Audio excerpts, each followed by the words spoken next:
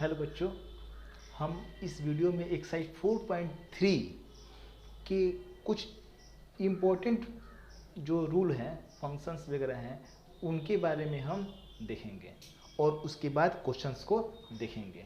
और ध्यान रहे, जो यह मैं आपको इंट्रोडक्शन इसका कराऊंगा, वह इंट्रोडक्शन आपको 4.3 और 4.4 दोनों में ही आपके काम आएंगे। तो इसलिए ध्यान से इस रूल को समझिएगा। सबसे पहले एक रूल आता है इसमें डी, जिसको विवेचक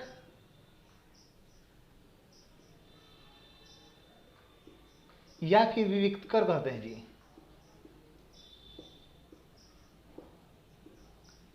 डी का मतलब होता है डिस्क्रिमिनेंट, और यह जो होता है कि इसको विवेचक या विविक्तकर जो है एनसीईआरटी में यही नाम लिखा है कहते हैं। अब ये डी होता क्या है, तो कोई भी फैक्टर जो होता है, कोई भी जो फैक्टर होता है जिसको मतलब कि फैक्टराइज किया जाता है ना, तो उसमें जैसे अगर मान लेते हैं कि हम लिखते हैं 2x² + 3x - 5, तो जो भी x² वाला टर्म होता है, जब जो गुणनखंड होता है उसका जो x² वाला टर्म होता है उसको कहते हैं a, जो x का टर्म होता है उसको कहते हैं b, और जो अचर पद होता है जो एक सिंगल नंबर में रहता है जिसमें x वगैरह जो है कि वह नहीं रहे, उसको कहते हैं c। ध्यान से समझिएगा, जो आपको ये टर्म पहले से भी मालूम होना चाहिए, होगा ही। जैसे अगर हम कहते हैं कि यहाँ a का मान कितना होगा, तो 2 होगा, b का मान कितना होगा, प्लस में 3 होगा, c का मान कितना होगा, सिंबल के साथ लिखते हैं, अगर माइनस प्लस है तब तो कोई बात नहीं है, c का वैल्यू कितना होगा, तो -5 हो जाएगा। एक एग्जांपल और देते हैं, आपको बताते हैं, जैसे कि मान लेते हैं कि अगर है x² - 5, और इसमें कहता है कि a b c का वैल्यू कितना कितना होगा, तो a का वैल्यू जो होगा कि वो x² वाला यानी कि 1 हो जाएगा, x का तो टर्म इसमें है नहीं, तो b का मान 0, c का मान कितना होगा, -5। तो ये जो था कि डिस्क्रिमिनेंट निकालने के लिए, विवेचक चाहे विविक्तकर निकालने के लिए जो रूल होता है, d बराबर होता है फॉर्मूला उसका b² - 4ac। d बराबर फॉर्मूला होता है b² - 4ac।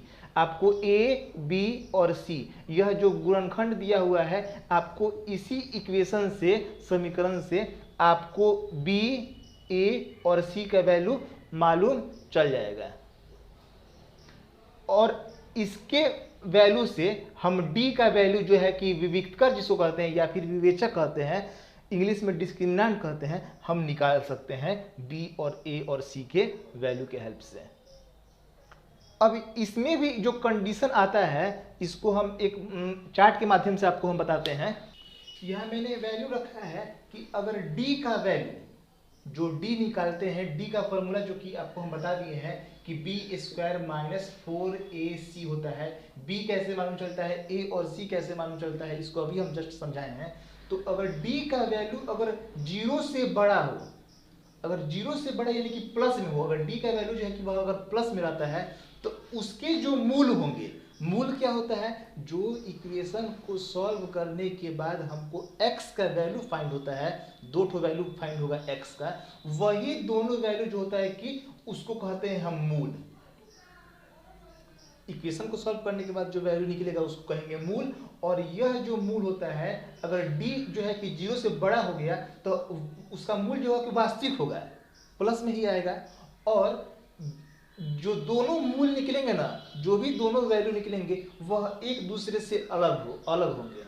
जैसे एक वैल्यू सपोज कीजिए कि -3 आता है, तो दूसरा 3 भी आ सकता है, या फिर 2 आ सकता है, मतलब दोनों अलग अलग रहेंगे। लेकिन अगर d का वैल्यू 0 के बराबर आता है, अगर हम जो इक्वेशन दिया है उस इक्वेशन के a, b और c के हेल्प से हम d का मान निकालते हैं, अगर वह 0 के बराबर आ जाता है तो वास्तविक तो होगा ही, उसके जो मूल होंगे वो वास्तविक होंगे, और दोनों आपस में समान होगा। मतलब कि अगर एक x का वैल्यू 3 आ रहा है तो दूसरे x का वैल्यू 3 ही आएगा, -2 आता है तो -2 ही आएगा, दोनों सेम रहेगा। और अगर तीसरा कंडीशन, अगर d 0 से छोटा हो गया, मतलब कि माइनस में हो गया, अगर d का वैल्यू अगर माइनस में हो जाता है तो वह जो होता है कि अवास्तविक होता है, मतलब कि उसका इक्वेशन का हल जो है कि वह नहीं हो पाता है। तो आई थिंक ये जो चार्ट है ये आपको आगे का जो एक्सरसाइज है 4.4 जो है 3 के बाद 4 जो है उसमें भी यह जो है कि वो काम आने वाला है, और इस चैप्टर में भी थोड़ा सा काम आएगा ही, इसीलिए मैंने सोचा कि इसी एक्सरसाइज में आपको ये समझा दूँ, बता दूँ। तो ध्यान दीजिएगा कि डी का मान अगर 0 से बड़ा हो या फिर बराबर हो तो वास्तविक होता है, और अगर छोटा हो गया डी का मान तो अवास्तविक होता है, मतलब कि माइनस में अगर आ जाता है वैल्यू तब। अब जो एक और बात है, किसी भी समीकरण को सॉल्व करने के लिए 3 विधियां हैं। ध्यान दीजिएगा कि जस्ट इसके मतलब कि जो चैप्टर मैंने आपको पहले का पढ़ाया है जिसमें समीकरण को सॉल्व करने का 2 समीकरण होते थे, दोनों समीकरण को सॉल्व करने का 3 तरीका था। एक था सब्स्टिट्यूशन मेथड यानी कि प्रतिस्थापन विधि, दूसरा था विलोपन विधि, और तीसरा था वज्रगुणन विधि। तीनों विधि से सॉल्व करते थे, जो जैसा शर्त दे दे। अगर कुछ नहीं कहता था क्वेश्चन में तो जो मन करता है था उसके हेल्प से हम इक्वेशन को सॉल्व करते थे। लेकिन वैसे ही ये जो 4.3 है इसमें जो समीकरण जो हम द्विघात समीकरण के बारे में पढ़ रहे हैं, तो इसके पहले की एक्सरसाइज में मैंने आपको गुणनखंड तोड़ने के लिए जो गुणनखंड का विधि होता था, किनारे किनारे वाला टर्म को हम फैक्टर तोड़ते थे मल्टीप्लाई करके, और बीच वाला टर्म जो था उसको तोड़ते थे, जो कि गुणनखंड विधि था। दूसरा जो मेथड है पूर्ण वर्ग विधि, और तीसरा है द्विघात सूत्र। एक तो हो गया गुणनखंड विधि,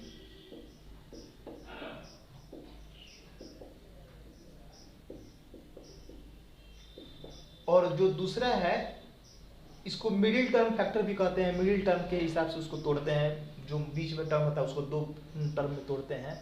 और जो दूसरा है पूर्ण वर्ग विधि,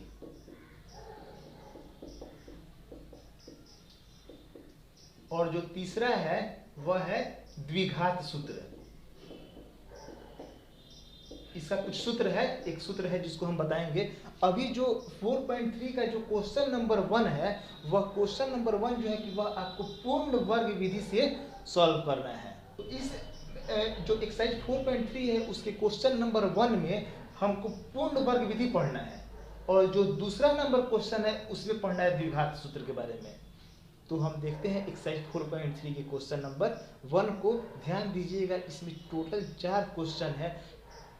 कोशिश कीजिएगा ना कि मतलब कि अगर ज़्यादा समझ में नहीं आता है फर्स्ट क्वेश्चन में तो दूसरा क्वेश्चन में समझने की कोशिश कीजिए, तीसरा चौथा तक जाते जाते ना आपको आई थिंक जरूर समझ में यह जो है कि आ जाएगा समझ में। शुरू में लगेगा कि कुछ समझ में नहीं आ रहा है, लेकिन फिर दूसरे क्वेश्चन तीसरे क्वेश्चन तक पहुंचते पहुंचते तक आपको जरूर यह जो है कि डाउट जितने भी होंगे पूर्ण वर्ग विधि के वो क्लियर हो जाएंगे। इसलिए आप चारों क्वेश्चन जो है कि वह ध्यान से देखें और समझें। तो शुरू करते हैं हम क्वेश्चन नंबर 1। जो क्वेश्चन नंबर फर्स्ट दिया है, और ध्यान दीजिएगा क्वेश्चन नंबर फर्स्ट का यहाँ पे सॉरी फर्स्ट है, फर्स्ट का फर्स्ट नंबर जो क्वेश्चन है ना, फर्स्ट नंबर क्वेश्चन में अगर आप बुक में देखते हैं तो इसका हेडिंग दिया है ना कि यह जो समीकरण दिया हुआ है इस समीकरण का पहले अस्तित्व का जांच करना है, इसके मूल के अस्तित्व है कि नहीं है। और मूल के अस्तित्व तभी होते हैं जब वैल्यू जो है डी का माइनस में नहीं आए, 0 के बराबर आ जाए या 0 से बड़ा हो जाए कोई बात नहीं, लेकिन माइनस में अगर आ जाएगा तो जो मूल के अस्तित्व हैं वो कि संभव नहीं होंगे। तो सबसे पहले हम इसके डी के वैल्यू को जांचते हैं। यहाँ पर देखते हैं कि ए का जो वैल्यू है वह 2 है, बी का वैल्यू है -7 और सी का वैल्यू है 3। 2 -7 और ये 3। बी का वैल्यू निकालते हैं तो b² -4ac, बी की जगह पर रख रहे हैं -7 का स्क्वायर, फिर -4, a की जगह पर 2, c की जगह पर 3, 7 का स्क्वायर हो जाएगा 49, 4 3 12 दूना 24, और जब इसको सब्ट्रैक्ट करेंगे तो आ जाएगा वैल्यू 25। जो 25 में आता है लिख देंगे डी बड़ा है 0 से, इसलिए दिए गए समीकरण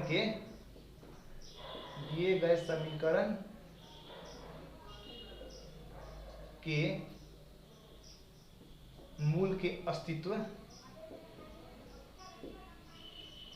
है। अब इसके मूल के अस्तित्व है तो इस क्वेश्चन को सॉल्व करेंगे पूर्ण वर्ग विधि से। तो ध्यान दीजिएगा, इक्वेशन को पूर्ण वर्ग विधि से सॉल्व कैसे करते हैं। तो जो इक्वेशन दिया है 2x² minus 7x plus 3 equal to 0, तो x² के आगे जो टर्म हो उससे उसको डिवाइड कर देते हैं। अगर 1 रहता तब तो कोई बात नहीं रहता,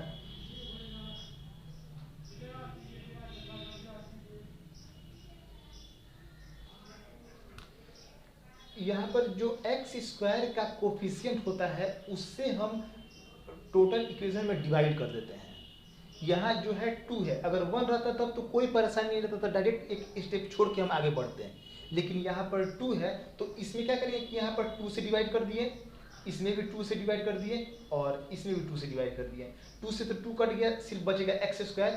ये टर्म तो कटेगा नहीं, 7/2x, और ये भी कटेगा नहीं, 3/2 इक्वल टू 0। अब इस स्टेप को ध्यान दीजिएगा, जो अब स्टेप लिखेंगे उस स्टेप को आप ध्यान से समझिएगा कि ये जो है सबसे पहले x को हम लिख दिए a², मतलब मान लेते हैं इसको a, तो a² माइनस है 2 और x, यहाँ पर x अवेलेबल है, 2 और x हर क्वेश्चन में लिखेंगे, 2 और x।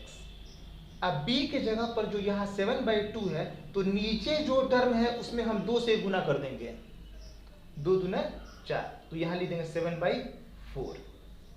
यही लाइन को समझने का मतलब कि मेन जरूरी है। अगर आपको ये लाइन में थोड़ा परेशानी होगा तो देखिएगा दूसरा तीसरा क्वेश्चन में जब ये लाइन इस तरह का सेट करेंगे तो आपको उसमें समझ में आएगा जरूर। लेकिन यहाँ पर भी समझने की कोशिश कीजिए कि x को लिख दिए हम a² मान लिए माइनस 2a, और b के जगह पर हम क्यों लिख दिए 7/4, यहाँ 2 है तो नीचे हम 2 से मल्टीप्लाई कर दिए, 4 हो गया। अब जो टर्म हम b के पास लिखे हैं उसको लिख देंगे प्लस में b², 7/4 का स्क्वायर, और फिर इसी टर्म को यहाँ जो b था तो उसको हम लिख दिए प्लस में, पहले स्क्वायर लिख दिए, और फिर माइनस में लिख देंगे 7/4 का स्क्वायर। पहले लिखेंगे प्लस में और फिर बाद में लिखेंगे माइनस में, और फिर 3/2 लिख दिए इक्वल टू 0। देखिएगा ये टर्म, ये दोनों इक्वेशन में आपको कोई भी ज़्यादा अंतर नहीं है। ये सॉल्व करेंगे तो x² माइनस तो माइनस 2 से ये कट गया 4 2 बार में, फिर बचेगा 7x/2, प्लस और माइनस तो कट जाएगा, फिर बचेगा प्लस 3/2। कोई दोनों में ज़्यादा मतलब कि वो नहीं है, डिफरेंस नहीं है। और अब यहाँ से लेके और यहाँ तक का एक फार्मूला हो जा रहा है सेट। ये मैंने आपको समझाने के लिए ये खींचा हुआ है, आप मत खींचिएगा। तो a² minus 2ab plus b², formula हो गया इसका a माइनस b का होल स्क्वायर, और माइनस 7 का स्क्वायर 49, और 4 का हो गया 16, प्लस में हो गया 3/2 इक्वल टू 0। अब यहाँ पर इसको ऐसे ही लिख रहे हैं x माइनस 7/4 का स्क्वायर इक्वल टू, और ये माइनस वाला टर्म को भेजते हैं दूसरे तरफ तो प्लस में लिख रहे हैं पहले, और फिर प्लस वाला को भेजते हैं तो माइनस में लिख रहा है 3/2। इसका एलसीएम निकालेंगे तो हो जाएगा 16, ये हो जाएगा 49, और ये हो जाएगा 24। x माइनस 7/4 का स्क्वायर वैसे ही रहने दिए। अब इसके स्क्वायर को हटाएंगे तो इधर रूट जाएगा, 49 में से 24 गया तो 25, 16 हो गया 5, फिर x, ये सब इम्प्लाइज रहेगा, माइनस 7/4 इक्वल टू 25 का हो जाएगा वैल्यू 5, यहाँ पर 16 है, 25 का हो जाएगा 5 और 16 का वैल्यू निकल जाएगा तो 4, और रूट में से जब बाहर निकालते हैं तो प्लस और माइनस दोनों में लिखते हैं इसको। तो x बराबर ये माइनस वाला टर्म को हम इधर भेजते हैं तो प्लस में हो जाएगा 7/4, और इसको वैसे ही रहने दिए प्लस में और माइनस में 5/4। ये माइनस में था, इसको भेज दिए प्लस में हो गया, और प्लस माइनस को वैसे ही रहने दिए। अब लिख देंगे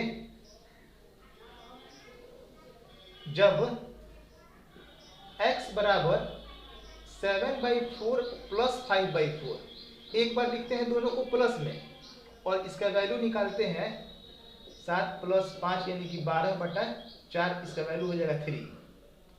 और जब x बराबर, जब माइनस में लिखेंगे 7/4 माइनस 5/4 करेंगे, इसका एलसीएम निकालेंगे तो 7 माइनस 5 आएगा जो कि हो जाएगा 4, इसको कटाएंगे तो 1/2, तो लिख देंगे इसलिए x बराबर 3 या फिर 1/2। यही दो हमारे रिक्वायर्ड आंसर होंगे। आई थिंक आपको यह क्वेश्चन समझ में आया होगा। अगर फिर भी कोई परेशानी हुआ हो, आई थिंक यहीं पे सिर्फ परेशानी होगा, जो कि आप इस लाइन को फिर से दूसरे क्वेश्चन में आप देखिए, तीसरे क्वेश्चन में देखिए, चौथे क्वेश्चन में देखिए, कोई ना कोई एक क्वेश्चन जरूर होगा जहाँ पे आपको ये डाउट जो है कि वह क्लियर हो जाएगा। देखते हैं क्वेश्चन नंबर 2। यह जो क्वेश्चन नंबर 2 है, इसका अस्तित्व है कि नहीं है, यानी कि कहीं माइनस में तो नहीं आ रहा है। तो सबसे पहले इसको जांच करेंगे।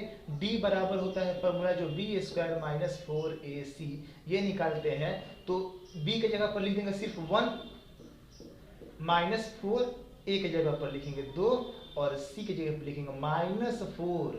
माइनस छूटना नहीं चाहिए गलती से भी। 1 का स्क्वायर 1, 4 चौका 16 दूना 32, ये प्लस में हो जाएगा 32 और 32 और 1 हो गया 33, जो कि 0 से बड़ा है।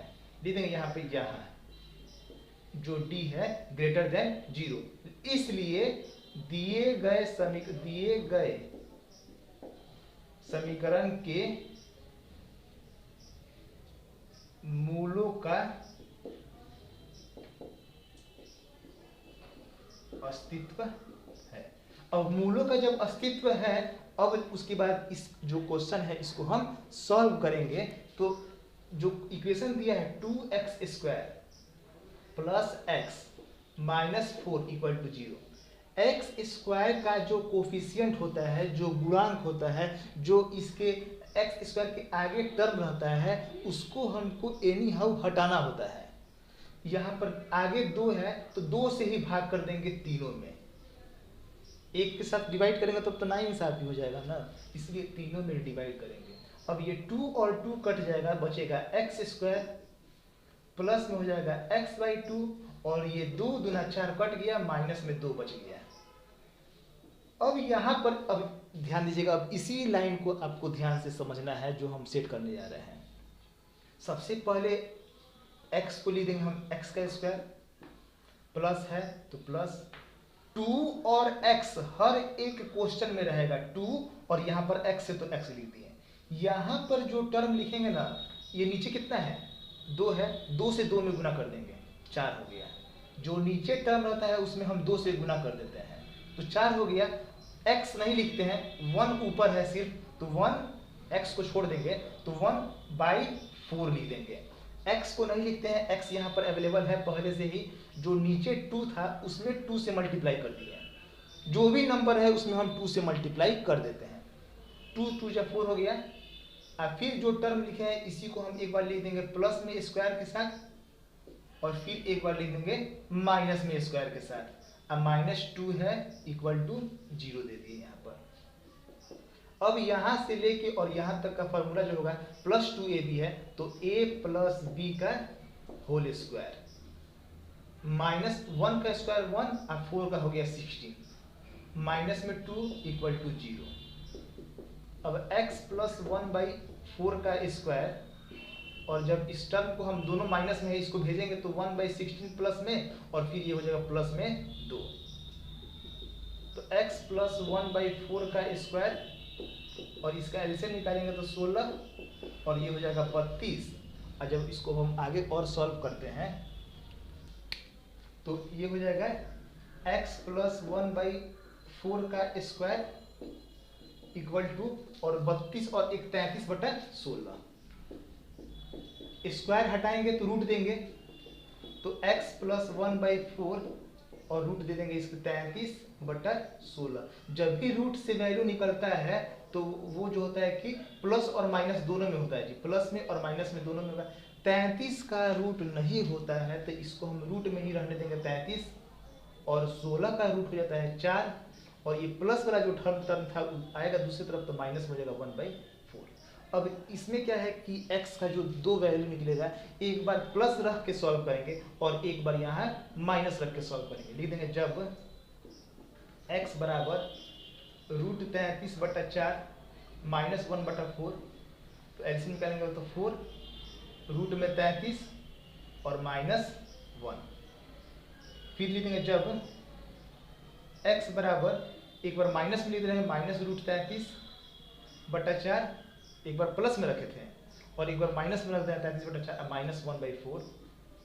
एलसीएम निकालेंगे तो 4, ये माइनस में √33 और -1, यही इसको तो जोड़ घटा हम कर सकते नहीं है। हाँ ऐसे भी लिख सकते हैं, इसलिए x बराबर, एक बार क्या कर देते हैं कि इसको -1 सबसे पहले लिख रहे हैं -1 और ये रूट में 33 है प्लस में और ये माइनस में है तो इसको प्लस और माइनस दोनों लिख के √33 लिख रहे हैं अब बटा 4। आंसर ऐसे भी लिखा जा सकता है या फिर आप ऐसे भी आंसर दोनों अलग अलग लिख सकते हैं, कोई इसमें गलती नहीं है।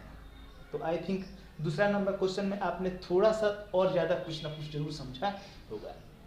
तीसरा क्वेश्चन देखते हैं अब, जो क्वेश्चन नंबर 3 है, इसके भी पहले मूल के अस्तित्व को हम जांच करते हैं। तो b बराबर फॉर्मूला हो गया b² - 4ac, b के जगह पर लिखेंगे हम 4√3 है, -4 और a के जगह पर लिख देंगे 4 और c के जगह पर लिख देंगे 3। जो वैल्यू था जिसका उसके हिसाब से यहाँ पर रख दिए। 4 का स्क्वायर हो गया 16, 4 का स्क्वायर हो गया 16 और √3 का स्क्वायर हो गया 3 और 16 3 48 और 4 जो का 16 3 48, 48 में से 48 गया तो 0। यहाँ जो d का मान 0 आ रहा है, आप याद कीजिए वो जो चार्ट अभी हम बताए थे कि जब d का मान 0 आ जाता है तो मूल के तो अस्तित्व होंगे ही, वास्तविक होगा, और इसके जो वैल्यू आएगा ना मूल वह समान होगा, यानी कि जो x का जो दोनों वैल्यू आएगा वह दोनों एक जैसा ही होगा। देखते हैं सॉल्व करके, लिख देंगे यहाँ पर कि चूंकि d बराबर 0 इसलिए दिए गए मूल के, दिए गए समीकरण के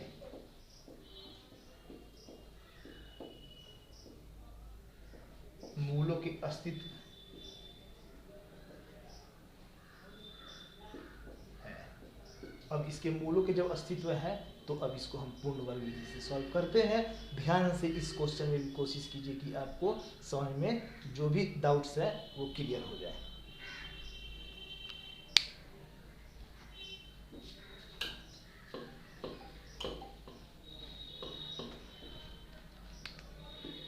ये जो इक्वेशन है x² के आगे 4 है तो इस तीनों में हम 4 से भाग कर दे रहे हैं। जब 4 से भाग करेंगे तो सिर्फ बचेगा x², यहाँ भी 4 से 4 कट गया तो सिर्फ बचेगा √3x और यहाँ बचेगा 3/4, वैसे ही का वैसे रह जाएगा। अब क्या करते हैं कि ये स्टेप ही बहुत इंपॉर्टेंट है समझना। x को हम लिख दिए पहले x का स्क्वायर, फिर 2 और a की जगह पे लिख दिए x। ये जो है ना हर एक क्वेश्चन में आप देखते होंगे कि जब सॉल्यूशन करते होंगे तो हम इसमें लिखते हैं। मेन यहाँ पे जो है कि जितना टर्म है √3 है तो √3 तो लिखेंगे ही, और नीचे क्या है 1, और 1 में 2 से गुना करेंगे तो 2 हो जाएगा। जो भी नीचे रहता है उसमें हम 2 से मल्टीप्लाई कर देते हैं, और जितना यहाँ b के जगह पे है ना इसी को हम लिख देंगे √3/2 का स्क्वायर। एक बार प्लस में पहले लिख देते हैं और फिर इसी नंबर को हम एक बार माइनस में लिख देते हैं और फिर +3/4 = 0। अब यहाँ से लेके और यहाँ तक का जो फॉर्मूला होगा a + b का होल स्क्वायर और माइनस में √3 का स्क्वायर 3 और 2 का स्क्वायर 4 और फिर प्लस में 3/4 = 0। ये प्लस में है माइनस में है कट जाएगा, और ये जो स्क्वायर का टर्म था इसको हम 2 बार लिख देंगे √3/2 और फिर एक बार और लिख दिए x + √3/2 = 0। तो इसलिए x का मान जब यहाँ से सॉल्व करते हैं तो x का मान जो होगा कि वह माइनस में हो जाएगा √3/2, और फिर इसको भी सॉल्व करते हैं तो -√3/2। देखिए दोनों जो है कि वह मूल समान है ना, क्योंकि d = 0 आया था तो इसके मूल जो है कि वह समान ही आएंगे। अब लास्ट क्वेश्चन इस एक्सरसाइज का और इस वीडियो का भी लास्ट क्वेश्चन। ध्यान दीजिएगा कि यह जो क्वेश्चन है इसके भी पहले हम b का वैल्यू निकालते हैं। तो b² - 4ac, b के जगह पे हम लिख दिए 1 का स्क्वायर -4, a के जगह पे लिख दिए 2 और c के जगह पे लिख दिए 4 बराबर यहाँ पर 1 का स्क्वायर 1 -4 × 16 × 32, और 32 में से 1 हटाएंगे तो माइनस में जो 31 आएगा, तो डी जो है कि वह छोटा है 0 से, इसलिए दिए गए समीकरण के मूल का अस्तित्व नहीं है। क्योंकि डी का जो वैल्यू है कि वह 0 से छोटा हो गया है, माइनस में आ गया है, इसलिए इसके मूल के जब अस्तित्व नहीं है तो हम इसको पूर्ण वर्ग विधि से हल नहीं करेंगे, क्योंकि ये जो टर्म है रूट में इसका नहीं होता है मान माइनस में, तो इसलिए यह वास्तविक नहीं होगा और इसे हम सॉल्व नहीं करेंगे। तो आई थिंक आपको यह चारों क्वेश्चंस जो है कि वो समझ में आए होंगे। नेक्स्ट वीडियो में हम द्विघात सूत्र से कैसे समीकरण को सॉल्व किया जाता है उसको देखेंगे। That's all, thank you.